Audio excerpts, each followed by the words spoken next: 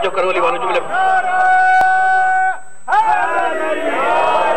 اب محمد جیسا ہی کوئی پاکیزہ نفس اگر نہ ہو تو بہتر یہی ہے کہ تو اپنے قرآن کو اوپر اٹھا لے.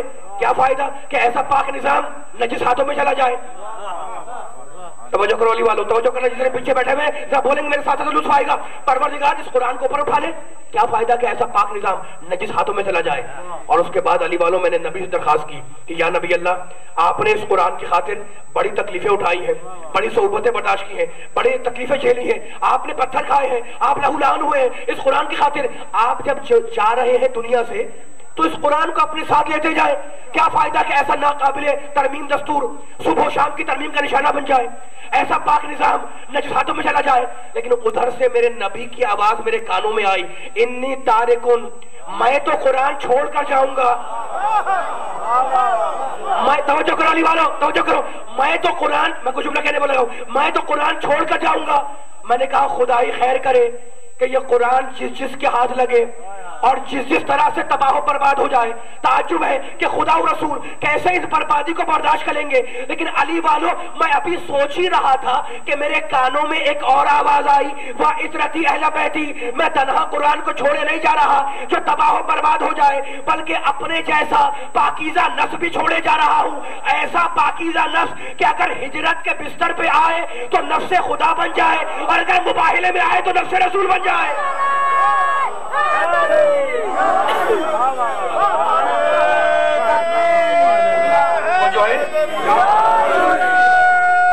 مل کے سارے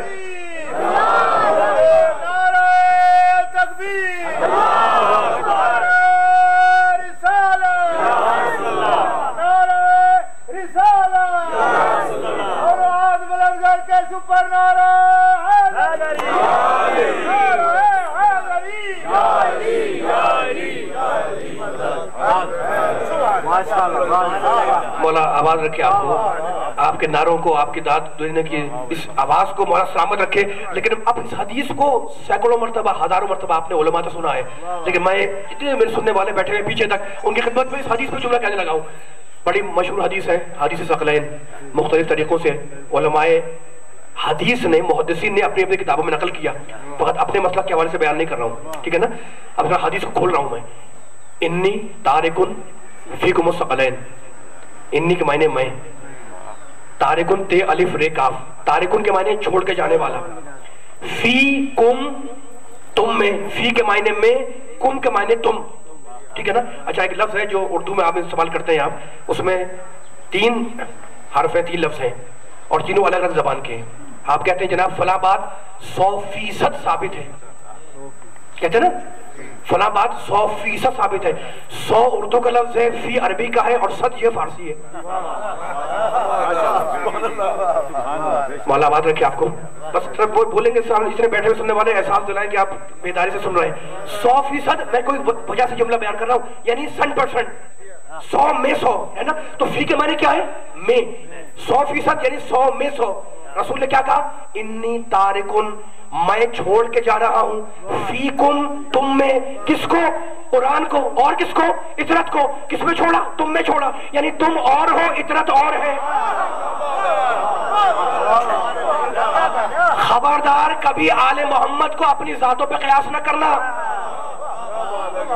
توجہ کرو علی والا, جملہ میں کہنے لگا ہوں ذرا سارے بیداری کے ساتھ. خبردار آل محمد کو کبھی اپنی ذاتوں پہ قیاس نہ کرنا. میرے نبی نے کیا کہا, انی تارکن فیکم الثقلین, میں تم میں اطرت کو چھوڑ کے جا رہا ہوں. اچھا عربی سے واقف لوگ ہیں اور عربی کے ان جملوں کو حدیث کے سنتے رہتے ہیں بچپن سے. انی تارکن فیکم الثقلین, انی کے معنی میں, تارکن کے معنی چھوڑ کے جا رہا ہوں, فیکم تم میں. کس نے کہا یہ جملہ, رسول خدا نے, ٹھیک ہے نا, جس کے چاہنے والے بیٹھے ہوئے. اب اگر جملہ قابل قبول ہو تو میرے ساتھ چلنا علی والوں. انی کے معنی میں, تارکن کے معنی چھوڑ کے جا رہا ہوں, ٹھیک ہے نا. یہ حدیث ہے, قرآن نہیں ہے. اور قرآن نے کیا کہا, جب آدم کا ذکر کیا اللہ نے کہا اذ قال ربک للملائکۃ, یاد کرو اس وقت کو جب تمہارے رب نے ملائکہ سے کہا, کیا کہا, انی جاعل فی الارض خلیفہ. توجہ علی والوں, ذرا سارے میں ذرا بیدار ہو جائے علی والوں. انی جاعل فی الارض خلیفہ, انی کے معنی میں, بھائی انی کا لفظ آ گیا. جاعل کے معنی جیم الف عین لام, بنانے والا، فی الارض زمین پر خلیفہ، اپنا ایک جانشین، اپنا ایک نمائندہ. تو اللہ نے کیا کہا؟ انی جاعلن، میں بنانے والا ہوں. رسول نے کیا کہا؟ انی تارکن، میں چھوڑ کے جا رہوں گا. تو یا نبی اللہ، سارے مجمع کی طرف سے کہوں گا کہ آپ بنا کے چلے جائیں. کہا نہیں، بنانا میرا کام نہیں ہے. تو جب نبی کا خلیفہ خود نبی نہ بنا سکے تو فاسق امتی خلیفہ کیا بنائے گا؟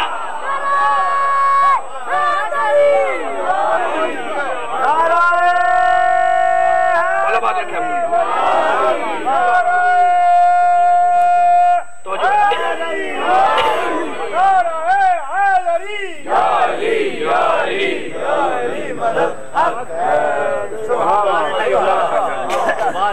تو سلامت رہیں.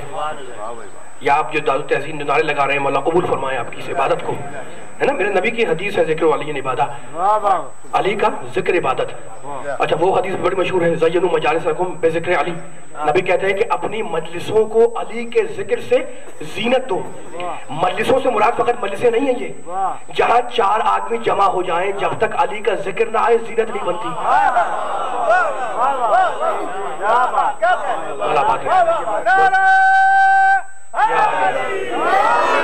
اچھا اب تو ذرا سمجھ حدیث کو کھول دوں سننے والوں کی خدمت میں تاکہ آپ دلیل دے سکیں سارے زمانے کو کہ نبی نے کہا کیا ہے.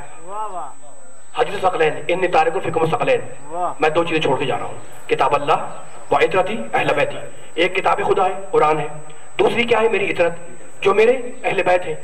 اس کے بعد کیا کہا نبی نے؟ ما ان تمسکتم بہما لن تضلوا بعدی. اگر تم لوگ ان دونوں سے متمسک رہو گے تو میں وعدہ کرتا ہوں لن تضلوا بعدی، میرے بعد ہرگز ہرگز گمراہ نہیں ہوگے. ٹھیک ہے نا. تو نبی نے کتنی چیزیں چھوڑی؟ 2. اب مجھے ایک مثال دینے دیں. فرض کریں کسی کا انتقال ہو گیا، کسی جاننے والے کا خدا نہ خواستہ، تو آپ گھر گئے، اس کے آپ نے فاتحہ پڑھی. فاتحہ پڑھنے کے بعد اگر کوئی قریبی جاننے والا تھا تو آپ اس مرنے والے کے بارے میں 2 طرح کا سوال کرتے ہیں. بھئی مرنے والا بڑا اچھا تھا، اللہ اس کے درجات بلند کرے، اللہ اس کی مغفرت کرے.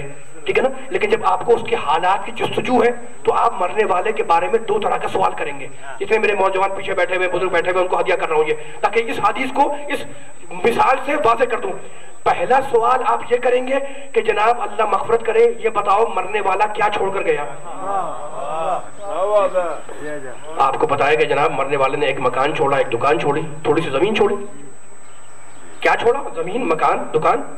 پھر فوراً آپ نے دوسرا سوال کیا. آپ کی سماعتوں پر میں سب بھروسہ کر رہا ہوں، جملہ ضائع نہ ہونے پائے. پھر دوسرا سوال آپ نے فوراً کیا کہ مرنے والا کس کو چھوڑ کر گیا. اب جب یہ سوال کیا آپ نے، ابھی نتیجہ آئے گا انشاءاللہ، پوری بیداری چاہوں گا آخری آدمی تک. جب پھر آپ نے سوال کیا کہ جناب کس کو چھوڑ کر گیا، اب آپ کو جواب دوسرا دیا گیا. آپ کو بتایا گیا جناب ایک بیٹا ہے، ایک بیٹی ہے، ایک نواسا ہے، ایک نواسی ہے. تو 2 سوال آپ کے، کیا چھوڑا؟ مکان. کس کو چھوڑا؟ بیٹا. تو دونوں سوالات کے جوابات الگ الگ ہو گئے نا. فیصلہ کیا، نتیجہ کیا نکلا؟ نتیجہ یہ نکلا کہ جب آپ پوچھتے ہیں کہ کیا چھوڑا تو جتنی بھی خاموش چیزیں ہیں ان کی فہرست گنوائی جاتی ہے. مکان خاموش، دکان خاموش، باغ خاموش، پیسہ خاموش. اور جب پوچھتے ہیں آپ نے کس کو چھوڑا تو بولتے ہوں کے نام لیے جاتے ہیں.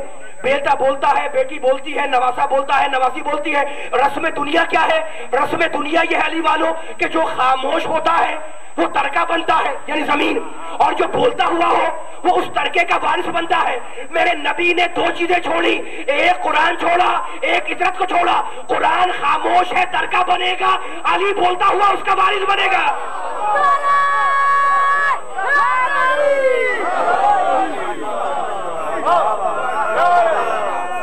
بولا بات رکھیا،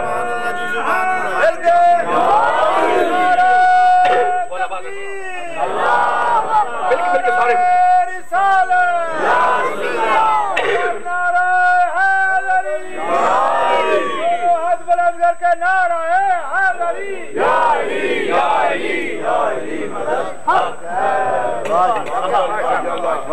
تھوڑا سا پڑھ دو اس حدیث کے اوپر جملہ اور.